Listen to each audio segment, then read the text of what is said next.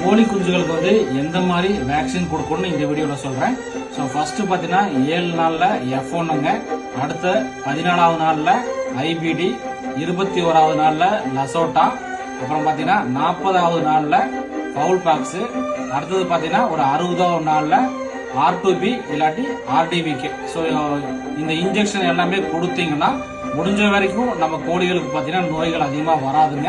So நிறைய பேர் என்ன நம்ம இந்த இன்ஜெக்ஷன் எல்லாம் கொடுக்காமையே நம்ம சிக்ஸ் வளர்த்துறக்காட்டி தான் இந்த மாதிரி பிரச்சனை எல்லாம் வருது.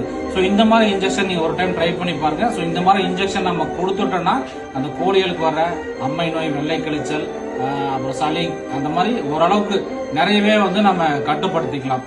ஒரு 2 மாசத்துக்கு ஒரு டைம் வந்து சிக்ஸுக்கு வந்து நீங்க டிவார்மிங் பண்ணிக்கங்க. ஏன்னா ஒரு சிலருக்கு பாத்தீங்கன்னா சிக்ஸுக்கு நம்ம எவ்வளவுதான் தீவனம் கொடுத்தாலும் அது வந்து பெரிய வளர்ச்சியே வராது. ஸோ அதுக்காக ஒரு 2 மந்த்ஸ்க்கு ஒரு டைம் பாத்தீங்கன்னா டிவார்மிங் பண்ணிட்டீங்கன்னா உங்களுக்கு கோழியோட குரோத்தும் பாத்தீங்கன்னா அதிகமா இருக்கும்.